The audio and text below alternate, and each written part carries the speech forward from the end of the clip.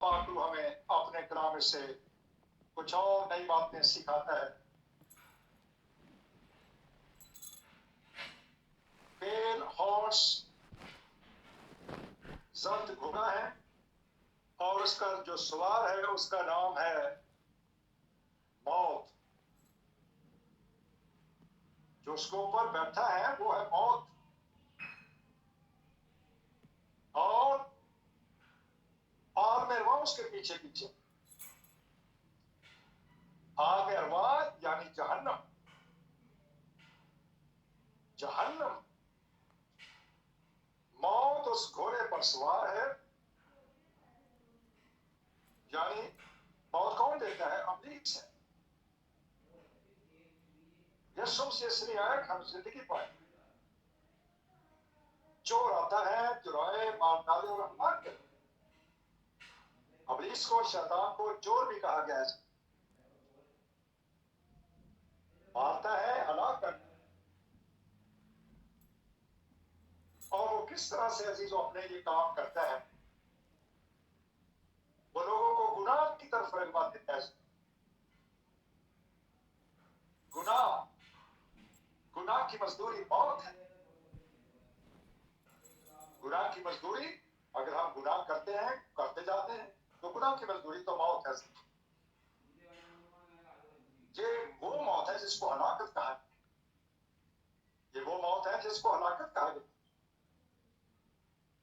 اور جب گناہ میری اور آپ کی اگر زندگی میں ہے تو پھر ہم عزیزوں جہنم کے وارث ہیں. جس کو مکاشفہ 9 باب کے اندر اتھا گڑھا کہا گیا. اتھا گڑھا جس کے دو جس کو اس کا جو بادشاہ ہے اس کا نام ہے موت. اس کو یونانی میں ایپلیون کہتے ہیں اور عبرانی میں ابدون کہتے ہیں. اور یہ دو موت کے عزیزوں کے یہ یونانی اور یہ ایک ہی بادشاہ ہے موت کا. لیکن یہاں پر عبرانی اور یونانی میں لکھنے کا مطلب کیا ہے؟ عبرانی عزیزوں یہودیوں کو ریپرزینٹ کرتا ہے اور یونانی جو ہے وہ غیر قوموں کے لیے لفظ ہے. اگرچہ کہ یونان ایک ملک بھی ہے لیکن بائبل مقدس میں غیر قوموں کے لیے لفظ استعمال. سے کہا خط اس کے تیسرا باب میں لکھا ہوا ہے کیا خدا صرف یہودیوں کا ہی خدا ہے؟ عبرانیوں کا ہی خدا ہے؟ صہیونیوں کا ہی خدا ہے؟ کیا وہ ہمارا نہیں ہے؟ کیونکہ ہم تو عزیزوں قومیت کے لحاظ سے تو ہم اسرائیلی نہیں. ہم تو غیر قوموں میں سے بلائے. تو ان دو جو نام ہے ابلیون اور دوسرا نام ہے ابدون وہ ستھا گڑے پر بیٹھے ہوئے. اور اس گڑے کو باٹم لیس پیٹ بھی کہا گیا. ایک ایسا گڑا جس کی کوئی طے نہیں ہے اس کے اندر جو جاتا ہے وہ گرک ہو جاتا ہے. جہنم گہری تاریکی یہ اس کو کہا گیا ہے. اور ہم اس سے بچ کیسے سکتے ہیں؟ اگر میں نے اور آپ نے اس کلام پر عمل کیا ہے تو تب عزیزوں ہم ہیل کے نہیں ہیون کے وارث ہیں. ہیل جہنم کو ظاہر کرتا ہے اور ہیون آسمان کو ظاہر کرتا ہے فردوس کو ظاہر کرتا ہے جہاں پر یسوع موجود ہے. اور کہ میں جاتا ہوں تاکہ تمہارے لیے جگہ تیار کرو جہاں تاکہ جہاں پر میں ہوں تم بھی وہیں پر. ابن آدم فردوس کا بھی مالک ہے. ابن آدم سمت کا بھی مالک ہے. ابن آدم زمین و آسمان کا مالک ہے. ابن آدم ہر چیز پر قدرت کرتا ہے.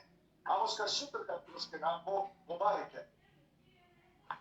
لیکن ہم نے کرنا کیا ہے عزیزوں؟ پیراگراف پر کمال ہے اور اس کی آپ پڑھ سکتے ہیں 44 45 47 آیات مقدسہ کے اندر لکھا ہوا ہے. کتاب مقدس میں ضرور ہے یہ فانی جسم بکار کا جامع ہے اور یہ مرنے والا جسم حیات ابدی کا جامع ہے. حیات ابدی کا ایک جامع ہے جس کو ایور لاسٹنگ لائف ہمیشہ کی زندگی. हमेशा की जिंदगी ये है कि तुझ खुदा वाहद और बारहक को यानी यीशु मसीह को जिसको तूने दुनिया में भेजा उसको वो माने। हालेलुया, क्योंकि यीशु मसीह ने जहान से ऐसा प्यार किया।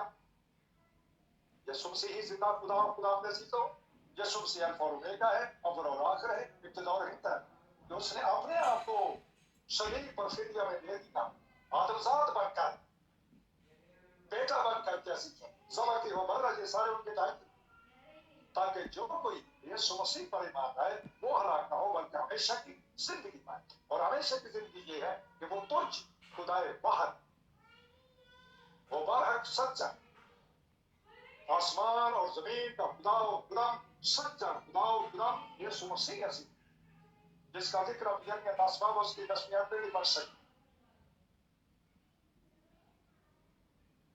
हालेलुया, जरूर है। जरूर का मतलब क्या है कि ये लाजमी है, जरूर है, खतना जरूर है। पुराने आदिनामे में यहूदियों के लिए 8 दिन के बच्चों का खतना, 9 बच्चों का खतना था चीजों, लेकिन नए आदिनामे में ये दिल का, नए आदिनामे में ये दिल का खतना। इसलिए आप कुछ चैप्टर अजीज को और उसके 8वें आयत में देख सकते हैं, वहां पर पुराने पाठ में लिखा हुआ है, खबरदार कोई शख्स तुमको उस फलसूफी और नाहसल फरेब से जो कि इंसानों की दीनवी और नफसानी बातें हैं तुम्हें शिकार न कर ले, क्योंकि उल्लूहियत की सारी मामूली उसी में मुजस्सम होकर सुकूनत करती है, जो अब यीशु मसीह में तुम्हें बचाती है। उसमें तुम्हारा ऐसा खतना होता है जो हाथ से नहीं होता।